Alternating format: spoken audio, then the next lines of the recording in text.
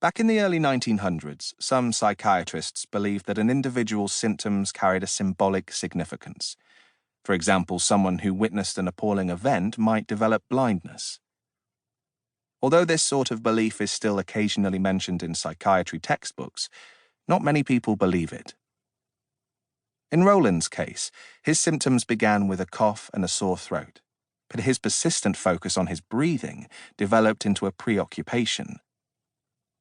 His cousin told him that he must have been cursed, an idea that Roland felt was being fulfilled in the shape of serious illness. This worry served only to perpetuate his symptoms, until coughing and exhaling noisily through his nose was as natural to him as breathing. Such presentations are often known as conversion disorders, referring to the theory that psychological stresses are converted into physical symptoms, although it should be acknowledged that there is little consensus on what such presentations should be called. Our disorganized classification system is a reflection of the different ways in which people have understood these symptoms over the years. Some diagnoses, such as conversion disorder, stem from the theory of Freudian psychoanalysis, while other diagnoses, such as persistent physical symptoms, are descriptive, yet both might be talking about the same thing.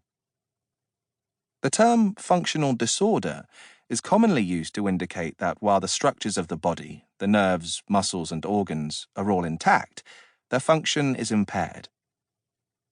Sometimes the terms used are pejorative or insulting, a heart sink patient, referring to the effect they have on a doctor's morale, a fat folder, used to describe the thickness of a patient's notes, and yet others such as supratentorial, pointing to a region of the brain, while respectful and medical sounding, suggest that the cause lies in the brain and are a wink to fellow professionals that the doctor thinks it is all psychiatric. As I dictated my letter to Roland's GP, I picked up his file and 2 letters fell out. The first was from an ear, nose and throat ENT specialist who had diagnosed a problem with his vocal cords. The second was from a neurologist who had diagnosed a disorder of the nervous system. I began to worry. Had I completely misread the situation? I wondered whether to commit my diagnosis to the notes, my confidence in it steadily waning. I knew the ENT and neurology consultants to be sharp and capable doctors, not the sort who were casual about diagnoses. My diagnosis seemed even less sound when Roland came back to see me some weeks later, smiling and relieved that his symptoms had all but gone. It turned out that, lacking any confidence in his trio of physicians, he had laid out all his cares to a sympathetic priest, who agreed with him that he must have been cursed and administered holy water, thereby effecting this miraculous cure. I felt chastened.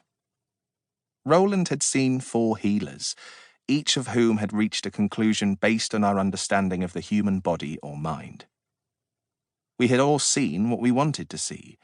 The ENT specialist found a problem with the vocal cords, the neurologist found a problem with his nerves, the psychiatrist found a problem with his mind, and the priest with his soul. I found this unsettling. I had always believed that the way I saw things was the way that they were. Medicine is narrow like that. We tend not to question our beliefs.